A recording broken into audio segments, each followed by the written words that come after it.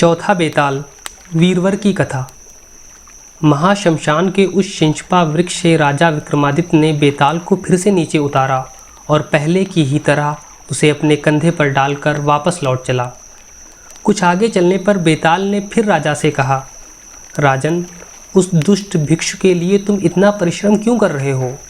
इस निष्फल परिश्रम में तुम्हारा विवेक भी तो नहीं दिख पड़ता। फिर भी मार्ग विनोद के लिए तुम मुझसे यह कथा सुनो। इस धरती पर अपने नाम को सच करने वाली शोभावती नाम की एक नगरी है। वहाँ शूद्रक नाम का राजा राज करता था। उसके राज्य में प्रजा हर प्रकार से सुखी थी। शूद्रक सच्चे अर्थों में प्रजापालक था। प्रजा को उस पर अटूट आस्था एवं विश्वास था। वीरों पर प्रीत रखने वाले उस राजा के पास नौकरी करने की इच्छा से एक बार मालवा से वीरवर नाम का एक ब्राह्मण आया। उसके परिवार में 3 व्यक्ति थे। उसकी गर्भवती स्त्री धर्मवती, पुत्र सत्यवर तथा कन्या वीरवती। इसी तरह वे तीनों ही सेवा के लिए उसके सहायक थे, जो कमर में कृपाण, एक हाथ में तलवार और दूसरे में ढाल लिए सदैव उसकी सेवा में तत्पर रहते थे। वीरवर राजा शूद्रक के दरबार में पहुंचा और अपने आने का उद्देश्य कहा तो राजा ने उसके व्यक्तित्व से, बोलचाल के ढंग से प्रभावित होकर उसे दास रखना स्वीकार कर लिया। किंतु वीरवर ने जब 500 स्वर्ण मुद्राएं प्रतिदिन के हिसाब से पारिश्रमिक मांगा तो राजा कुछ हिचकिचाहट में पड़ गया। उसने वीरवर को नौकरी तो दे दी, किंतु गुप्त रूप से उसकी जांच कराने का भी निर्णय कर लिया। उसने अपने गुप्तचर को आदेश दे दिए कि वीरवर के बारे में अच्छी तरह छानबीन करके यह पता लगाएं कि उसका परिवार कितना बड़ा है और इतने पैसों का वह उपयोग किस प्रकार करता है। वीरवर नित्य प्रति राजा से मिलकर हाथों में हथियार लिए मध्याह्न तक उसके सिंह द्वार पर ही खड़ा रहता था और फिर राजा से प्राप्त वेतन में से प्रतिदिन 100 स्वर्ण मुद्राएं अपनी पत्नी को घर के खर्च के लिए दे देता था। बाकी 400 स्वर्ण मुद्राओं में से 100 स्वर्ण मुद्राओं से वस्त्र, आभूषण और तांबूल आदि खरीदता था। 100 स्वर्ण मुद्राएं स्नान के पश्चात विष्णु और शिव की पूजा में खर्च करता था। शेष 200 स्वर्ण मुद्राओं को वह ब्राह्मण और दरिद्रों को दान में दे देता था। इस प्रकार प्रतिदिन राजा से प्राप्त 500 स्वर्ण मुद्राओं का उपयोग करता था। अनंतर दैनिक कार्यों से निपटकर वह भोजन करता और फिर रात में राजा के सिंहद्वार पर जाकर हाथ में तलवार लिए पहरा दिया करता था। राजा शूद्रक ने जब अपने गुप्तचरों से उसका प्रतिदिन का नियम सुना तो वह मन ही मन बहुत संतुष्ट हुआ। राजा ने उसे पुरुषों में श्रेष्ठ और विशेष रूप से आदर के योग्य समझा तथा उसका पीछा करने वाले गुप्तचरों को रोक दिया। इसी तरह दिन बीतते रहे। वीरवर ने कठोर धूप वाली गर्मी के दिन सहज ही बिता दिए। घनघोर वर्षा के कष्टदायी दिन भी वह उसी तरह अपने कर्तव्य हेतु अटल रहकर सिंहद्वार पर ही बिताता रहा। शूद्रक ने कई बार रातों में स्वयं जाकर उसकी जांच की, किंतु हर बार उसने वीरवर को अपनी नौकरी पर मुस्तैद पाया। एक बार जब राजा प्रजा का हालचाल जानने के उद्देश्य से रात को महल से बाहर निकल रहा था तो उसने दूर कहीं से आती हुई किसी स्त्री के रोने की आवाज़ सुनी। उस आवाज़ में बहुत दर्द, करुणा और दुख विह्वलता भरी हुई थी। राजा को बहुत आश्चर्य हुआ। उसने सोचा कि मेरे राज्य में ना तो कोई सताया हुआ है, ना ही कोई दरिद्र है और ना ही कोई दुखी, तो फिर यह स्त्री कौन है और इस भयंकर रात्रि में जब सर्वत्र घनघोर वर्षा हो रही है क्यों इस प्रकार करुण रुदन कर रही है। राजा को उस पर बहुत दया आई। उसने वीरवर से कहा, वीरवर सुनो, दूर कोई स्त्री करुण स्वर में रुदन कर रही है। तुम जाकर पता लगाओ कि वह कौन है और क्यों रो रही है। राजा की बात सुनकर वीरवर ने जो आज्ञा कहा और अपनी कमर में कटार खोंसकर हाथों में तलवार लिए तुरंत वहाँ से निकल पड़ा। बाहर घनघोर वर्षा हो रही थी। रह रहकर बिजली कौंध रही थी और बादल ऐसे गरज रहे थे जैसे फट पड़ने के लिए बेचैन हो रहे हों। वीरवर को इतनी कर्तव्य निष्ठा के साथ ऐसे बुरे मौसम में भी राजाज्ञा का पालन करने के लिए जाते देख राजा को उस पर बहुत दया आई। उसे कौतूहल भी हुआ, इसलिए वह भी उसके पीछे पीछे हाथ में तलवार लिए लुकता छिपता हुआ चल पड़ा। उसका अनुसरण करता हुआ वीरवर नगर के बाहर जा पहुंचा। वहाँ उसने एक सरोवर के किनारे एक स्त्री को विलाप करते देखा, जो बार बार हा वीर, हा कृपालु, हा स्वामी, हा त्यागी, तुम्हारे बिना कैसे रहूंगी, कहती हुई रो रही थी। वीरवर ने आश्चर्यचकित होकर पूछा, हे सुभगे, तुम कौन हो और रात के इस पहर में इस प्रकार क्यों रो रही हो? तब वह स्त्री बोली, हे वीरवर, मैं पृथ्वी हूँ। इस समय मेरे स्वामी राजा शूद्रक हैं, जो धर्मात्मा हैं। आज से तीसरे दिन उनकी मृत्यु हो जाएगी, फिर मैं उनके समान किस दूसरे राजा को अपने स्वामी के रूप में पाऊंगी? यही गम मुझे खाए जा रहा है। इसी शोक से दुखी होकर मैं उनके तथा अपने लिए विलाप कर रही हूँ। यह सुनकर वीरवर ने उससे कहा, हे देवी, क्या कोई ऐसा उपाय है जिससे जगत के रक्षक उस राजा की मृत्यु को रोका जा सके? हाँ है, स्त्री के रूप में धरती बोली, और वह उपाय केवल तुम ही कर सकते हो वीरवर। तो देवी, मुझे वह उपाय शीघ्रता से बतलाइए, जिससे मैं उसे कर सकूं, नहीं तो मेरे जीवन का कुछ भी अर्थ नहीं रह जाएगा। यह सुनकर पृथ्वी ने कहा, वत्स, तुम्हारे समान वीर और स्वामी भक्त दूसरा कौन है? अतः तुम राजा के कल्याण का उपाय सुनो। यहाँ से कुछ दूर देवी चंडिका का एक मंदिर है। यदि तुम अपने पुत्र की बलि देवी चंडिका को दे दो तो राजा की मृत्यु नहीं होगी, वह 100 वर्ष तक और जी सकेंगे। यदि तुम आज ही यह काम कर सको तो ठीक है, अन्यथा आज से तीसरे दिन राजा की मृत्यु अविसंभावी है। इस पर कर्तव्यनिष्ठ वीरवर ने कहा, देवी, अपने स्वामी का जीवन बचाने के लिए मैं कुछ भी करने को सदैव ही तत्पर हूँ। मैं आज ही जाकर यह कार्य करता हूँ। तुम्हारा कल्याण हो वत्स। तब ऐसा कहकर पृथ्वी अंतर्ध्यान हो गई। छिपकर पास ही खड़े राजा ने उन दोनों का वार्तालाप सुना और वह वीरवर आगे क्या करता है इसकी प्रतीक्षा करने लगा। घर पहुंचकर वीरवर ने अपनी पत्नी धर्मवती को जगाया और राजा के लिए पुत्र की बलि देने के लिए धरती ने जो कुछ कहा था वह उसे कह सुनाया। सुनकर उसकी पत्नी ने कहा, नाथ, स्वामी का जीवन अवश्य बचाना चाहिए। आप इसी समय अपने पुत्र को बुलाकर उससे सारा वृत्तांत कहें। तब वीरवर ने अपने बालक सत्यवर को जगाकर सारा वृत्तांत उसे बताया और कहा, बेटा, चंडिका देवी को तुम्हारी बलि दिए जाने पर ही हमारे स्वामी बच पाएंगे, नहीं तो आज से तीसरे दिन उनकी मृत्यु हो जाएगी। यह सुनते ही उस बालक ने अपने नाम को सार्थक करते हुए निर्भीक होकर कहा, पिताजी, यदि मेरे प्राणों के बदले हमारे स्वामी का जीवन बचता है तो मैं इस कार्य को सहर्ष करने को तैयार हूँ। मैंने जो उनका अन्न खाया है मैं उससे उऋढ़ हो जाऊँगा। आप तुरंत मेरी बलि का प्रबंध कीजिए, जिससे मुझे शांत मिल सके। सत्यवर के ऐसा कहने पर वीरवर ने कहा, बेटा, तुम धन्य हो, तुम सचमुच ही मेरे पुत्र हो। मुझे तुम पर बहुत गर्व है। वीरवर के पीछे पीछे आए हुए राजा ने ये सारी बातें सुनी। उसने सोचा, अरे ये तो सभी एक ही जैसे वीर हैं।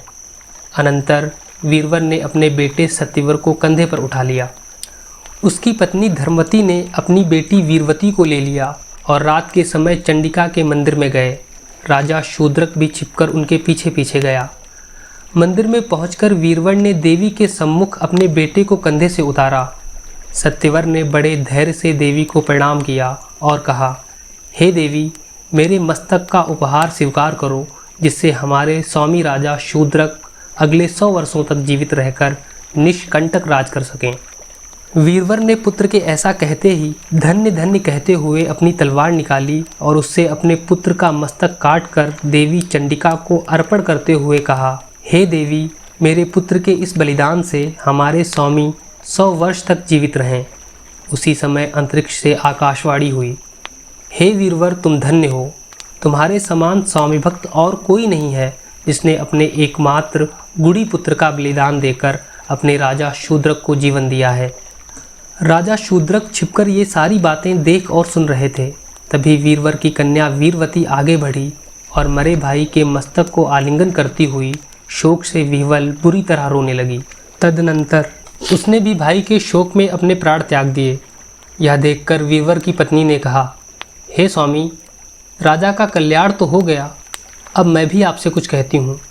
हमारा पुत्र चला गया, हमारी बेटी ने उसके शोक में अपने प्राण त्याग दिए, तो मैं भी अब जीकर क्या करूँगी? मुझ मूर्ख ने राजा के कल्याण के लिए पहले ही देवी को अपना मस्तक क्यों अर्पित नहीं किया? इसीलिए अब मेरी आपसे यही प्रार्थना है कि मुझे भी आज्ञा दें कि मैं अपने बच्चों के शरीरों के साथ अग्नि में प्रवेश करूं। जब धर्मवती ने आग्रहपूर्वक ऐसा कहा तो वीरवर बोला, हे मनस्विनी, ठीक है, तुम ऐसा ही करो, तुम्हारा कल्याण हो। एकमात्र बच्चों का शोक ही जिसके पास बच रहा है, ऐसे में तुमको अब जीवन से क्या अनुराग है? तुम्हें इस बात का दुख होना चाहिए कि मैंने पहले ही अपने प्राण क्यों नहीं त्याग दिए। यदि किसी और के मरने से राजा का कल्याण होता तो मैं पहले ही अपना जीवन उत्सर्ग न कर देता, किंतु तुम थोड़ी देर ठहर जाओ, तब तक मैं तुम्हारी चिता हेतु कुछ लकड़ियों का प्रबंध कर देता हूँ। यह कहकर वीरवर ने लकड़ियों की एक चिता तैयार की, अग्नि से उसे प्रज्वलित किया और उस चिता पर दोनों बच्चों के शव रख दिए। तब उसकी धर्मपरायण पत्नी उसके पैरों में जा गिरी। उस पतिव्रता ने देवी को प्रणाम करके कहा, हे देवी, मुझे आशीर्वाद दीजिए कि अगले जन्म में भी यही आर्यपुत्र मेरे पति हों और यही राजा मेरे स्वामी। मेरे इस शरीर त्याग से इनका कल्याण हो। यह कहकर वह साध्वी स्त्री भयानक लपटों वाली उस चिता की अग्नि में इस प्रकार कूद पड़ी मानो जल में कूद पड़ी हो। इसके बाद पराक्रमी वीरवर ने सोचा, आकाशवाणी के अनुसार राजा का काम तो मैं पूरा कर चुका हूँ। मैंने राजा का जो नमक खाया था उससे उऋण हो गया। अब मुझ अकेले को ही अपने जीवन से मोह क्यों रखना चाहिए? जो मरण करने योग्य थे, प्यारे थे, उन सभी अपने कुटुंबी जनों का नाश करके अकेला अपने को जीवित रखने वाला मुझ जैसा कौन अभागा व्यक्ति होगा? तो फिर मैं भी क्यों ना अपने शरीर की बलि देकर देवी को प्रसन्न करूं? ऐसा सोचकर वह देवी को प्रसन्न करने के लिए उसकी स्तुति करने लगा। हे देवी, हाथों में शूल धारण करने वाली महिषासुरमर्दिनी जगत जननी, तेरी जय हो।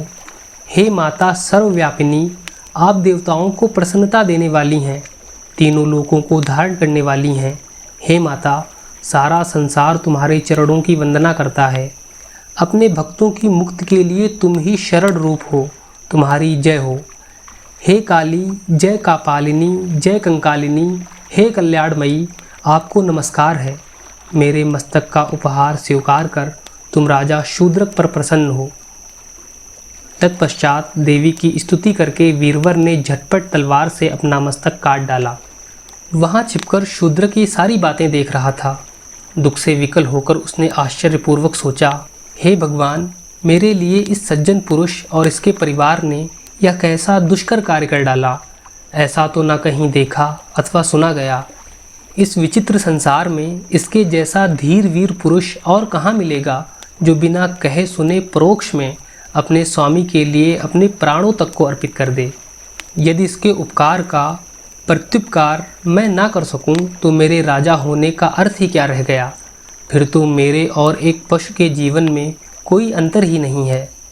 ऐसा सोचकर राजा शूद्रक ने अपनी तलवार म्यान से निकाली और देवी की प्रतिमा के सामने प्रार्थना की, हे भगवती, मैं आपकी शरण में आ रहा हूँ, अतः आप मेरे मस्तक का उपहार लेकर प्रसन्न हों और मुझ पर कृपा करें। अपने नाम के अनुरूप आचरण करने वाले इस वीरवर ने मेरे लिए ही अपने प्राणों का त्याग किया है, अतः मेरे प्राण लेकर आप प्रसन्न हों और वीरवर तथा उसके पुत्र पुत्री एवं पत्नी को दोबारा जीवित कर दें। यह कहकर राजा ने ज्यों ही तलवार से अपना मस्तक काटना चाहा, तभी आकाशवाणी हुई, हे राजन, तुम ऐसा दुस्साहस मत करो। मैं तुम्हारी वीरता से प्रसन्न हूँ।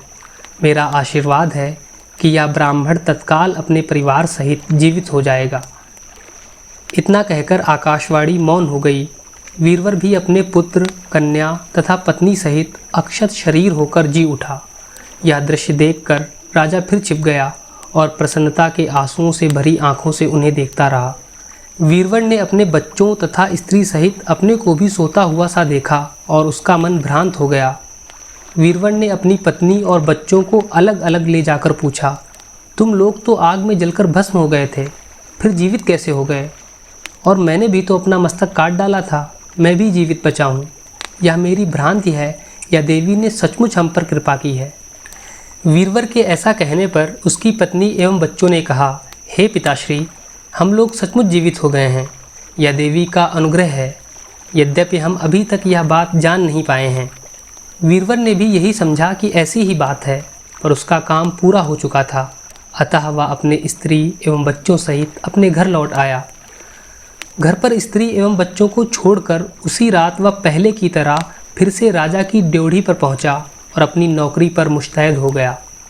यह देखकर राजा शूद्रक भी सबकी आंखें बचाकर फिर अपने महल की छत पर जा चढ़ा। वहाँ से राजा ने पुकार कर पूछा, ड्योढ़ी पर कौन है? तब वीरवर ने कहा, स्वामी, यहाँ मैं हूँ। आपकी आज्ञा से मैं उस स्त्री को देखने गया था, पर मेरे देखते ही देखते वह गायब हो गई। वीरवर की यह बात सुनकर राजा को बड़ा विस्मय हुआ, क्योंकि उसने तो सारा हाल अपनी आंखों के सामने देखा था। वह सोचने लगा, यह कैसा मनस्वी पुरुष है जो धीर, वीर एवं समुद्र के समान गंभीर है। अभी अभी इसने जो कुछ किया है उसका एक शब्द भी अपने मुंह पर लाना नहीं चाहता। धन्य है वीरवर, ऐसे वीर पुरुष सौभाग्य से ही किसी किसी को नसीब हुआ करते हैं। इसी तरह की बातें सोचता हुआ राजा चुपचाप महल की छत से उतर आया। बाकी की रात उसने अंतापुर में जाकर बिता दी। सवेरे वीरवर राज दरबार में राजा के दर्शन करने गया। उसके कार्यों से प्रसन्न राजा ने पिछली रात का सारा विवरण अपने मंत्रियों से कह सुनाया। सुनकर वे सभी आश्चर्य के सागर में डूब गए। राजा ने प्रसन्न होकर वीरवर तथा उसके पुत्र को करड़ाट का राज्य दे दिया। राज्य पाकर अब वे दोनों समान वैभव वाले तथा एक दूसरे का फल चाहने वाले बन गए। इस प्रकार राजा शूद्रक और राजा वीरवर दोनों ही सुखपूर्वक रहने लगे। बेताल ने यह अद्भुत कथा सुनाकर राजा विक्रमादित्य से पूछा, हे राजन, यह बतलाओ कि उन दोनों में से बड़ा वीर कौन था? जानते हुए भी यदि तुम नहीं बताओगे तो तुम्हें पहले की तरह ही शाप लगेगा। यह सुनकर राजा ने बेताल को उत्तर दिया, हे बेताल, उन दोनों में से बड़ा राजा शूद्रक ही था। बेताल बोला, राजन, सबसे बड़ा वीर क्या वीरवर नहीं था? उसने तो स्वयं राजा के कल्याण हेतु अपना मस्तक तक काट डाला था।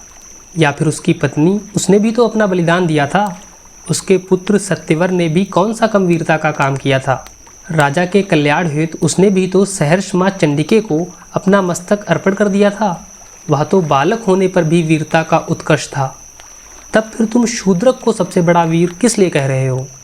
बेताल के इस कथन पर विक्रमादित्य बोला, हे बेताल, ऐसी बात नहीं है। वीरवर का जन्म ऐसे कुल में हुआ था जिसके बालक अपने प्राण, अपने स्त्री और अपने बच्चों की बलि देकर भी स्वामी की रक्षा करना अपना परम धर्म मानते हैं। वीरवर की पत्नी भी कुलीन वंश की थी। वह पतिव्रता थी। वह पति को ही अपना एकमात्र देवता मानती थी। पति के मार्ग पर चलने के अतिरिक्त उसका कोई दूसरा कार्य नहीं था। उनसे उत्पन्न सत्यवर भी उन्हीं के समान था। जाहिर है, जैसा सूत होगा वैसा ही कपड़ा भी तैयार होगा। लेकिन जिन चाकरों से राजा लोग अपने जीवन की रक्षा करवाते हैं, राजा शूद्रक उन्हीं के लिए अपने प्राण त्यागने को उद्यत हो गया था। अतः उन सब में वही विशिष्ट था।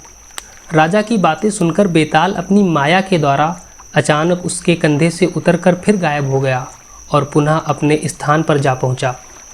राजा विक्रमादित्य भी उसे फिर से ले आने का निश्चय करके वापस शिंशपा वृक्ष की ओर चल पड़ा।